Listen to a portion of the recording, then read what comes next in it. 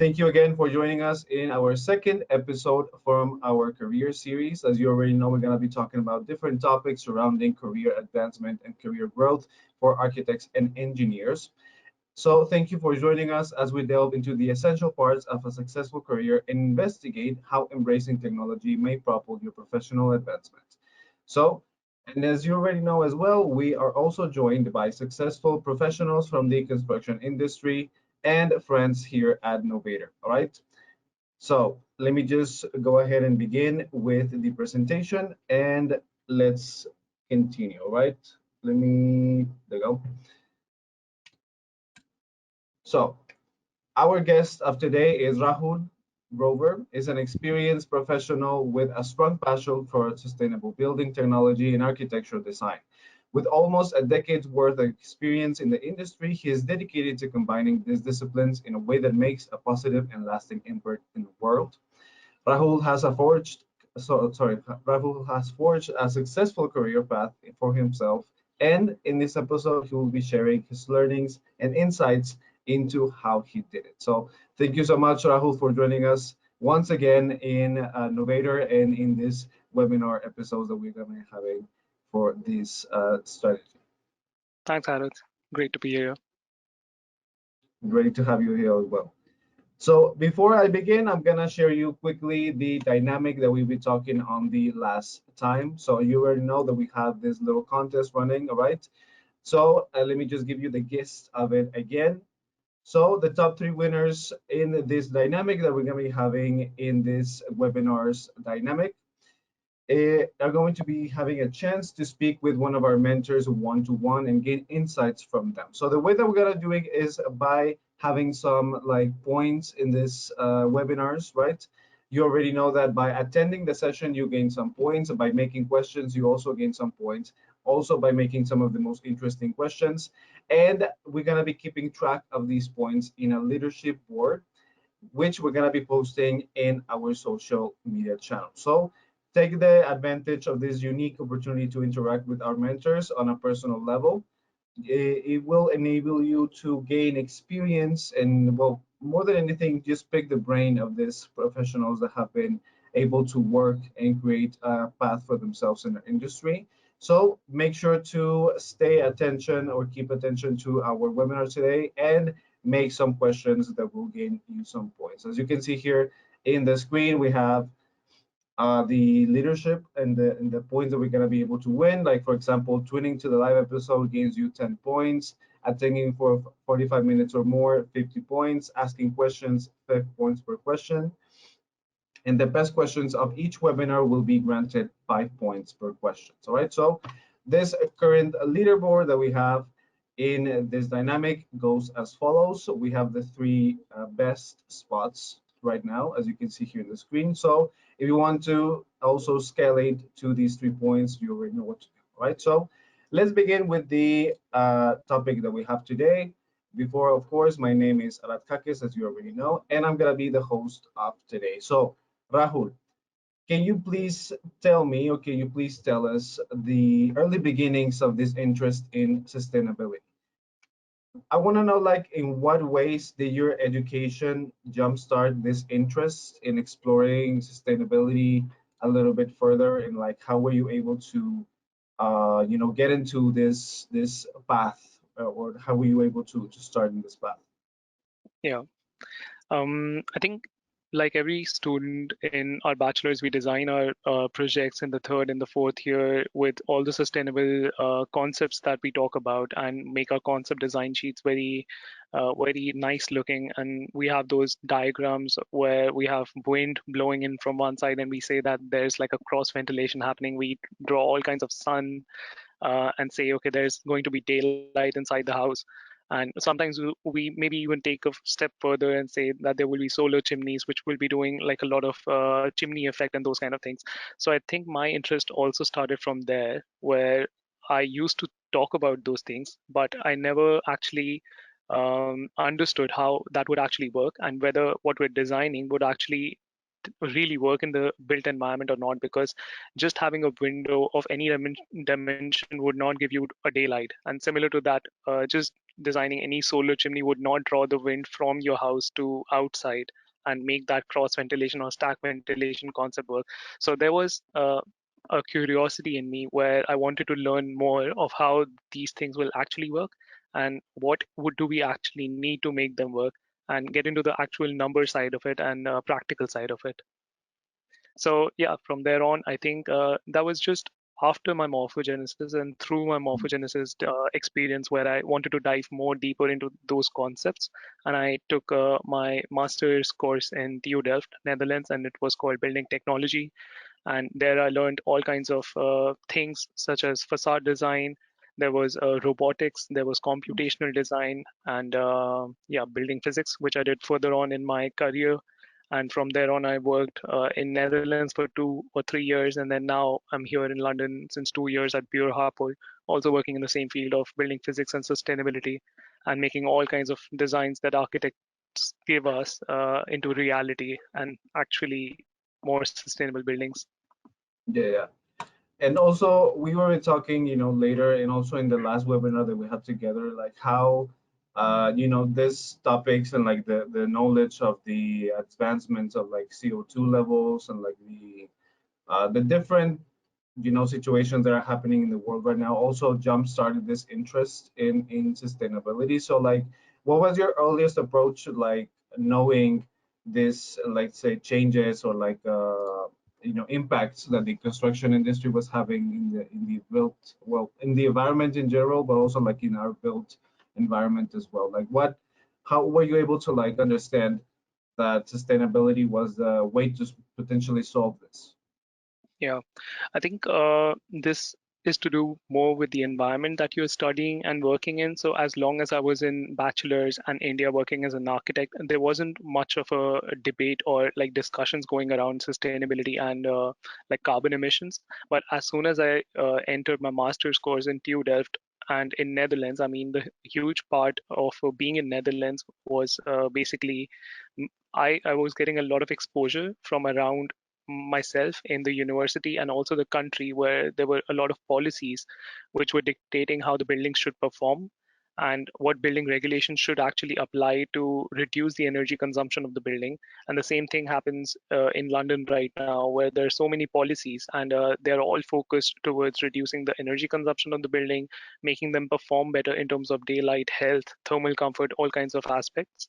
And I think that's where my interest peaked more into the sustainability and high performing building design. Excellent. And now, for example, like this approach and this experience with the field of sustainability, like how did it influence you, or like how jump started this interest in like seeking a master's? And also, for example, I want to know, how were you able to choose this master's degree, and like what was your experience, like from the point you discovered it to the point that you got it? And like, what can you tell us about this experience of getting into a master's course?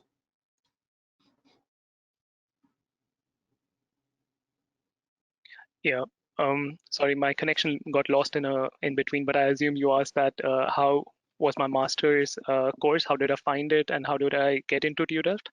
Yeah, yes, correct. Was that the course question, or yeah? Okay.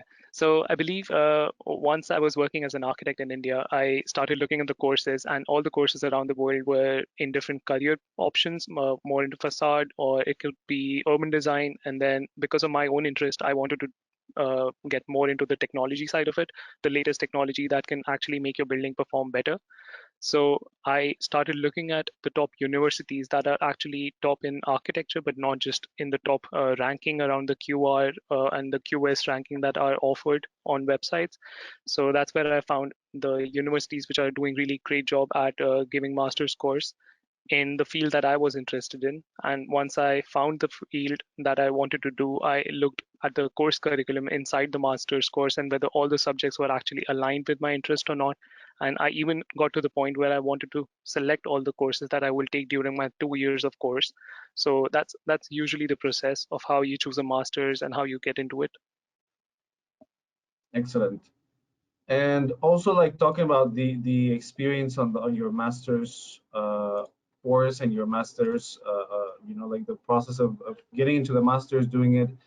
Also want to know like how were you able to manage to get a job? Like for example, we know that being in a master's course is very demanding, and oftentimes people get like some programs that only allow them to work in a specific company or like maybe not work at all. So how were you able to work before, during, and after the actual master's program that you did? Yeah, I think it's a good question. I have seen all kinds of people who are applying for the master's course who take like a small sabbatical of maybe 2 or 3 months and then focus completely on the application of master's course. And it's because it's actually demanding of you to prepare all the documents and then statement of purpose, those kind of letters, and then recommendations from so many people. So it's kind of demanding to give some time to apply for master's course. And when you're in the master's course, I would definitely say it depends on what kind of master's course are you in. If it requires a lot of your time in the beginning, 6 months or 7 months to learn all kinds of subjects, then it's quite time consuming. And that kind of happened with me, where our first 7 months of the course were all kinds of subjects for us, and the time schedule would also be like from 9 to 5 of all the subjects being taught. But maybe after 8 months or 9 months of the course, it starts to become a bit on your own. So you can do your dissertation and thesis in your own time. And then the classes would only be just like 2 hours a day, or maybe like at least just 3 or 4 days a week. So you could actually do a part-time job on the side. You could do your own master's thesis in your own time at night whenever you want, or in the daytime. And yeah, so for me, I was working as a part-time student or engineer in a company called Fizzy, and I was also doing my master's on the side, and I did not have to postpone my master's or do any extra work in my master's to complete it. So I was able to finish it in time, and my part-time job even landed me like a job just after my master's. So that was really helpful. And um, regarding how to get a job, I would say networking is the most important thing. So when we are studying, it's not just about being in the classroom and just listening to the teachers, but also participating in all kinds of career days, and maybe even attending all kinds of seminars that are offered by the master's program, not just by your own institute, but also outside in the other parts of the country where you are in. And because there are many more universities offering similar seminars and the career days which you can participate in, and Yeah. those really help you do a good networking, and then yeah, you start to make good contacts from there who can help you find a job. Yeah, absolutely. I think that networking is one of the most essential parts of any professional. And for example, in your specific uh, case or specific scenario, like how are you able to network while doing your master's degree? Because I mean, like we have mentioned, it's pretty demanding. Like you don't have a lot of time to just go and do other types of activities. Like so, for example, how are you able to create your own network, as you mentioned, and start going from there? You mentioned, for example, VC. So how were you able to manage this as well, like this part of being a professional and networking as well? Yeah, I think all kinds of universities have student groups mostly, and in our course we also had a student group which was called Bout, and we ourselves organized seminars for our batch, and then we would also organize career days, not just for our batch but also for the wider course. And then there are similar career days offered by the whole TU Delft, where all kind of companies come in. And yeah, so there are, I mean, so many opportunities. When you start looking at it, you would actually be missing out a lot more than you would actually be joining. So it's just about being aware of what opportunities and career days and seminars are going on. And if you start to participate, you can also hang around with the presenter after the seminar and just talk about how they dealt with in their time, and how did they land a job, or how are they performing in their own company right now, how does their day-to-day work look like. And I think that's where the networking starts to begin. and you can always contact people on LinkedIn. I mean, it's meant for that. It's not a social media platform where if you send a request to someone, they would mostly just reject. No, it's more about just networking. If they're a person who is in the same field as yours, they will be happy to connect with you and listen to you what you have to offer, because they as a company would also like to hire as many fresh minds and fresh perspectives as they can from new students, I think. Yeah, yeah, absolutely. So also on the topic of, here, for example, we had an image of you presenting in your master's course, and you also mentioned, for example, like here the solar analysis and like the architectural part of the project, right? So now when it comes to like also advancing your career, we have mentioned up until this point, networking, being able to find a job, just staying focused in the career, in the master's course as well.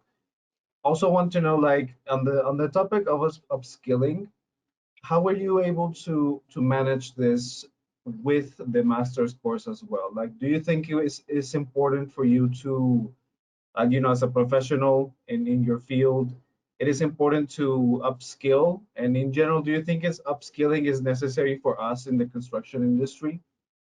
Absolutely. In a one word, yes, absolutely. I have seen in India, in my first job, that when you start to work in your day-to-day architecture field, your growth kind of becomes stagnant and your learning curve starts to become very slow and like less gradual, less steep. I think this is something that I have noticed to be very different in environment in the UK, where people have to actually take more CPDs, what they call continuous professional development, just kind of lectures, where they keep on learning all the time, and that's actually useful for them to gain titles from organizations like SIPSI, where they acquire titles like MSIPSI or FSIPSI, and which is actually very much required for you to have an identity of your own when you're applying in a company for a job. They would actually look at what your title is with maybe any organization, not just SIPSI, but any other. And so it has become almost like a chain where you need to learn to be like in the continuous development program, and then only you would actually be getting a good job after that. um, and these CPD courses can actually be offered by your own company. So I have a lot of CPD courses that keep on happening maybe twice a month or more than that. There are also so many seminars or webinars happening from SIPSI itself. There would also be like from Leti, and you're actually uh, required, or you're supposed to join those seminars to continue learning in your career, and which helps you basically gain good titles. And during my masters, it was also not just about learning your own subjects that you were being taught, but also go out of the university and then learn from other platforms which are offering such courses similar to yours, and you would also get credits for that. Um, Even in your own course, there would be within the university any other kind of small like honors program which you should join and then get additional credits from that. So there's like all kinds of learning opportunities which people explore, and they should continue to do so even in their professional career. Yes. So here was something interesting, like you mentioned the SIPSI, right, which is an institution called the Chartered Institution of Building Services Engineers, for it, and somebody that wouldn't know. Can you expand a little bit on this? Like, how were you able to like get acquainted to this topic, and like the programs that they offer, and like the titles of like engineer and like FCC, MCC, whatever? Like, how were you approach this, and like what was your experience with the certifications and programs that they offer? Yeah, I think the best way to compare this would be something like IIA in India, which is called the Indian Institute of Architects. It's basically an organization where people are doing some good work around architecture, and then they're also offering their own advice to the architectural institutions of how to make the course curriculum better and how to actually develop the buildings better. They're also having a good role to inform the policies around architecture.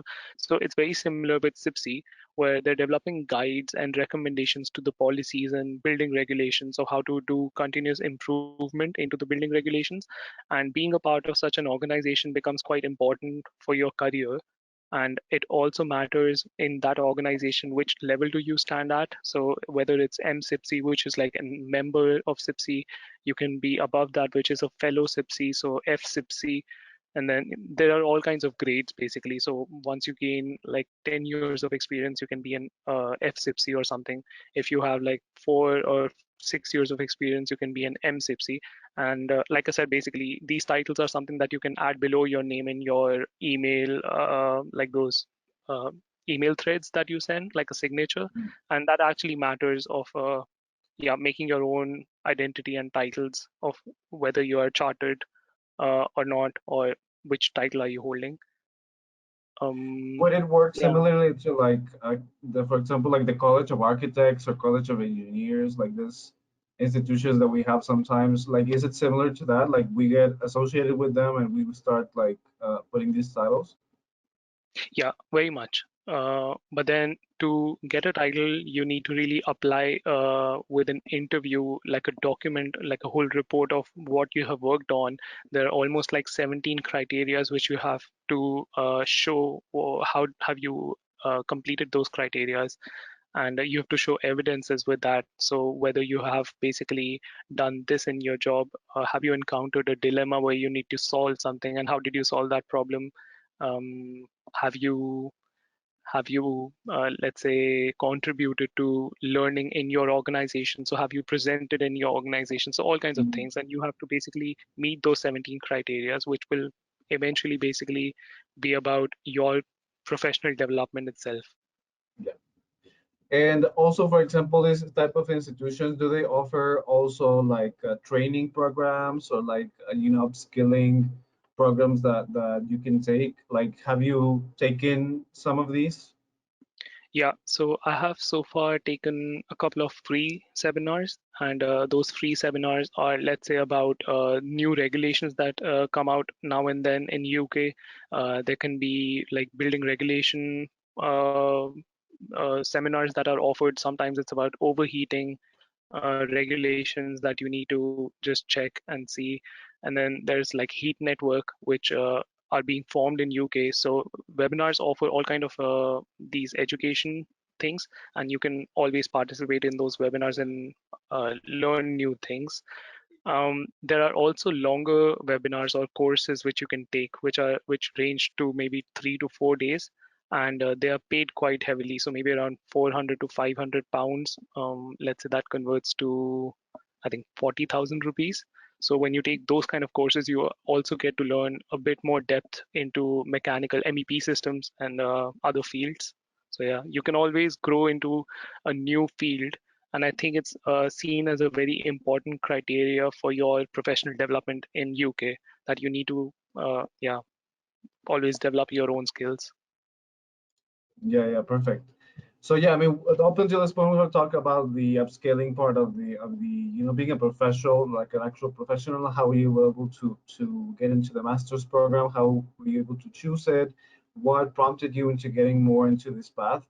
So I want to know, like, based on these topics that we have talked and on these points, like, what advice will you give the young professionals who are, recently graduates or just starting in the industry and are not maybe that sure about like what's next in the steps, right? And what's next in the career? Like, what would you advise them in this early stage for them?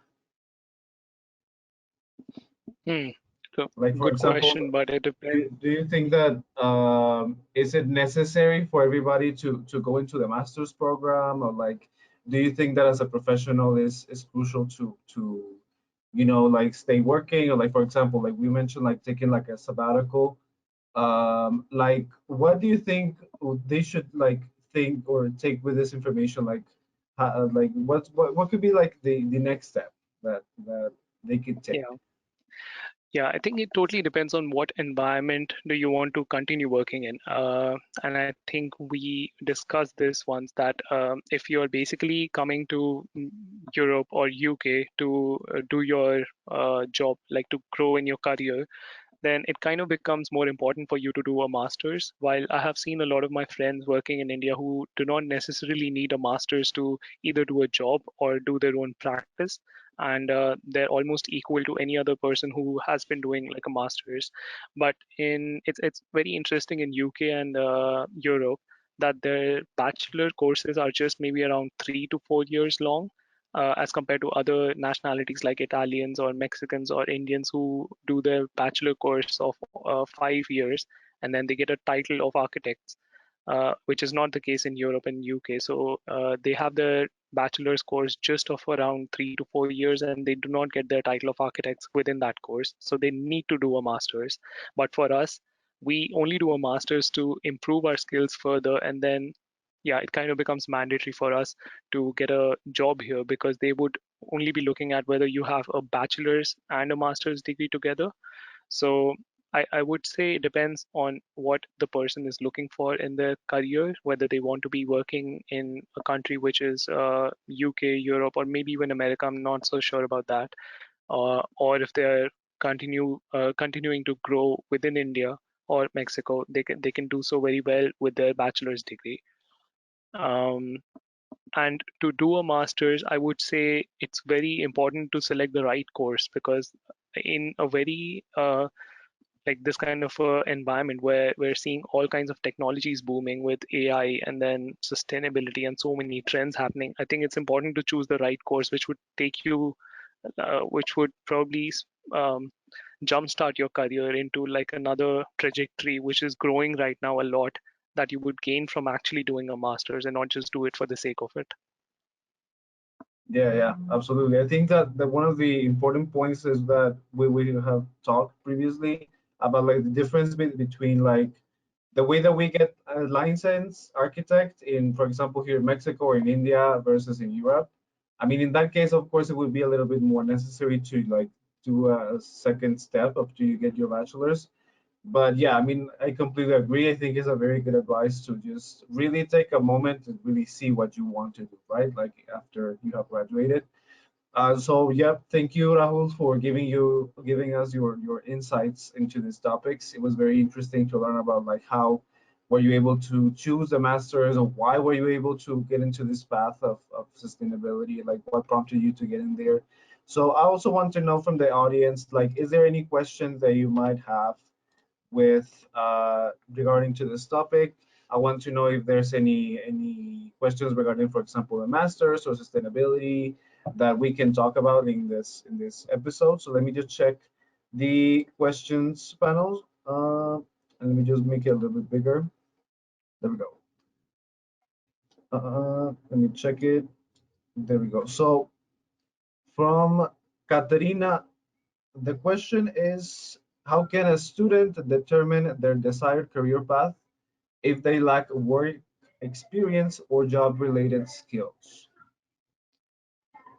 If they lack job and career skills, then Yeah, sorry. like if they lack like a work experience or they have never worked before, like how can they be able to determine the desired career path? Like, for example, I know that you have been, you know, working before you actually got into the master's degree, but what do you think could be the case with the question from Katerina? Like, how do you think they can choose it? Yeah, I think you don't need to be choosing the right thing early on. You can explore for a longer time. And I see this happening around everywhere where I have worked, that people switch their field and it's never late to do so. So you can explore architecture for a while, for let's say 6 months, a year, and then yeah, taking a master's course is probably a big step, but it's also not too late, even after your master's, to keep exploring a little bit and then seeing which kind of field is the one that you like to do the most. And maybe even before masters, you can take shorter courses to just see which areas of interest are actually good for you, and whether you want to work in it or not. And in a lot of environments I have seen, they also offer 2 or 3 months of summer placement or student internships where you can just explore how the job looks like and whether you want to continue doing that or not. I hope that answers the question. Yeah, yeah, I think it does. So thank you, Rahul. Let's go with the second question from Radhika. Are there any particular challenges or obstacles that professionals commonly face when pursuing a master's degree while working in the field? So I guess what they're trying to ask is that, what are the main challenges that you might face by wanting to get into a master's degree, but also while you're working in the field? Like, for example, we had mentioned like the fact that a master's degree is very demanding. So like from your experience and like what you've observed, what do you think could be the potential challenges for a professional that wants to seek a master's degree? Yeah, I think the ones that are highlighted in my just all this presentation right now was just about the lack of time, but I wouldn't say that's the biggest challenge. The biggest challenge is actually selecting the right masters, and I just said that in the last answer also, that doing a masters is a big step. So make sure you're choosing the right masters for yourself, because it's also a lot of money that you're investing in. So I think that's the biggest challenge when you're doing a job. And if your job doesn't offer you that kind of insight into what kind of masters you should do, maybe you should just do some short courses, or you should watch shorter tutorials to see whether that kind of field is for you or not. And choosing the right masters, yes, that's kind of the biggest challenge. Everything Yes. else would fall into place once you have Mm. chosen your right masters. I mean, you can prepare all your documents with help of other people, and then write your SOPs. And universities are only looking for passionate people. So if your SOP is passionate enough, I think there shouldn't be any problem other than that. Mm. Excellent. Now let's go into another question, maybe the last one that we're gonna have in this session, which is I think a little bit interesting. So here, let me just check it. From Rima Nair. Any tips on how to start the conversation while connecting on LinkedIn to inquire about the firm if any opportunity is available as a fresh graduate? Like, so, like, when your experience, like, how were you able to connect with people in LinkedIn and make sure that these connections were successful? Yeah. Um, yeah, I think it depends a lot on person to person, whether that person who you're sending a request to is actually interested in just making connections, or whether they are actually hiring. So I would say if you find the right person, like a recruiter, let's say, then they would be happy to connect with you. If you just inquire about an opportunity they have posted on LinkedIn, if you find out the right person who has posted that opportunity, you can just simply ask them, hey, could you share more about the opportunity you posted? It sounds very interesting, and I have interests which are aligned to that opportunity. They would be happy to talk more about that, and they would actually be happy to connect with you, because they're also getting good candidates who are inquisitive about the opportunities and not just applying like in 100 or 200 jobs without looking at it. So I think that's a good way to network, where you can just ask about hi, I like the opportunity you're posting about. And if otherwise you just want to simply connect with working professionals but not recruiters, maybe you can just simply acknowledge that their work is quite interesting for you, and you would like to just keep following them and also connect with them in professional capacity. I think they would also again be happy to connect with you. Excellent. Well, thank you, Rahul, for sharing that. We're also going to be having maybe two more questions because I'm checking them out and they're quite interesting. So let's go with the question from Aryan Arora. Considering the increasing focus on sustainability and environmental consciousness in architecture, how do you see the role of building physics and sustainability engineering evolving in the coming years? Are there any emerging trends or technologies that aspiring architects could be aware of to stay ahead in this field? Yeah. Um, this field is definitely emerging, and I think it's emerging in the countries who are developing the policies around it and making it mandatory for the buildings to submit building simulation results and so on.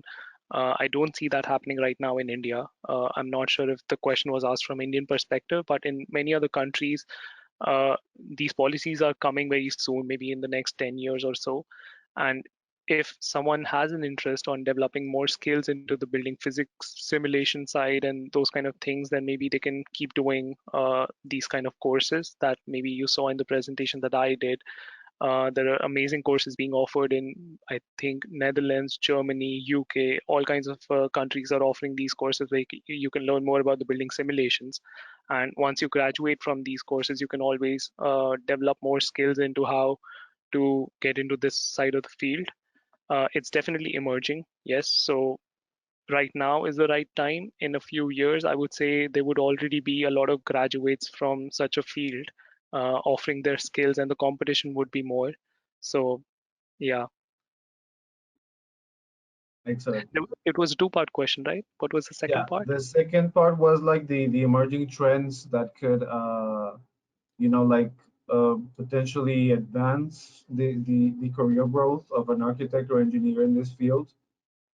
Yeah, just to stay ahead of the curve, I would say you can take such a course, and then in the coming years, in a country where these policies will still develop, I think you will be still ahead of the curve of the other people who will do these courses later on. So, yeah. Yes. Let's also do the question from Siddharth Manoj. What are the ways in which the courses, I mean, I guess the master degree course, in which the courses pushes you, and how does it differ from the kind of education we have in our bachelor's course? So I guess Um, it's the difference between like the master's course and the bachelor's, like what is the difference in education, or like the like the overall experience from each one? Yeah, yeah. No, I can only speak from the perspective of the course that I did, but I can also talk a bit about the ones that I have heard of that my friends have done in the in TU Delft and also Sweden. I have heard a lot. I think universities, like I said, offer more than just a course because you are in the environment where all of this is happening with the policies around the university and in the country. So you not just learn from the course itself, but also from the environment around you. Um, and the courses themselves offer much more specialized knowledge as compared to the bachelor's. I think in the bachelor's, we have much more theoretical knowledge, a bit on the practical side. We also do our internship. But once we come into the master's course, I would say the master's course are much more aligned with the new technologies. But depends again where you're doing that master's course from. If it's in European or UK or a US country, then maybe they're a bit more advanced. um, I am sorry, I'm not sure how the courses of masters in India or other countries would look like, whether they are up to the newest, latest trends or not. So, but I would say definitely they offer much more specialized knowledge, and that would help you get on in your career maybe 2 or 3 years ahead. So, yeah. Yeah, and also I think that the main difference is the heavy focus on the academic, right? Like the investigation side, like making a thesis.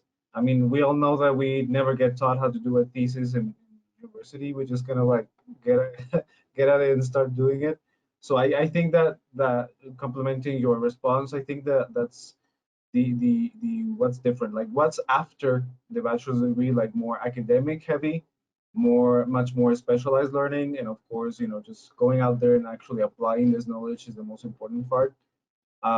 So yeah, well, thank you, Rahul. And also let's go with the question with Nishita. Is there a scope for the masters in computational design? I mean, I guess they're asking like if there's any inclusion of computational design in master's degree, and what are the challenge faced for this topic. So specifically for this, Nishita, is also interesting that you asked, because we're going to be having the next episode focused on BIM and computational design as well. So I would advise you to stay tuned for the episodes, because we're going to be talking very interesting on this topic. So uh, for this, I mean, we can just frame the question as like, have you had any experiences with computational design in the master's course, at least, that you took? Yeah, yeah, I did. In the master's course, I mean, at least the first 6 months of my master's would be around a bit on the computational and grasshopper and those skills, and then it continues to develop from there. It's also uh, based on your own electives and the topics that you choose in your master's. So it's not like you have to do those computational courses, but if you want to do them, you can continue to develop them, and there are more courses that you can keep on taking. up until your final master's, the thesis, and you can even do your thesis within that computational course. So I think there are all kind of resources. There are professors who can take you along those computational learning curve, and you can benefit from that a lot. Excellent. Well, thank you so much, Rahul, for your responses to the questions of our audience, and also for your insights and your experience on the master's degree, like what we talked about, the sustainability interests, and how it jump started your career path. So thank you so much once again for telling us everything about your experience so far. And I'm also going to be telling the audience the topic of next question, like I previously mentioned, which is how can BIM and computational design skyrocket your architectural career? So we're going to begin registrations for this episode tomorrow morning. And as we had mentioned, of course, we have this dynamic that will allow you to take the opportunity, the potential prize for speaking with one of our mentors one-to-one and get insights from them as well. So the recording, as we already know, we're going to be sharing it with you on the next 24 to 48 hours. So you can also look back and check any topic that you want to recap. So that's going to be it for this specific episode. So I want to thank everybody for joining us today. And also want to thank Rahul once again for joining us for the second time here at Novator and sharing us, your experiences, your opinions, and insights on these topics that I think are going to be very, very interesting for our audience and are going to, really help them jumpstart their career in whatever path they want to take. So thank you once again, Rahul, for joining us. Thank you, Arif, and thank you everyone for listening. I wish you good luck in your career. That's it. Thank you. Excellent. Well, thank you, Rahul, and thank you everybody else for joining us. And we'll be seeing each other on the next one as well. All right. So thank you once again, and see you. Bye bye.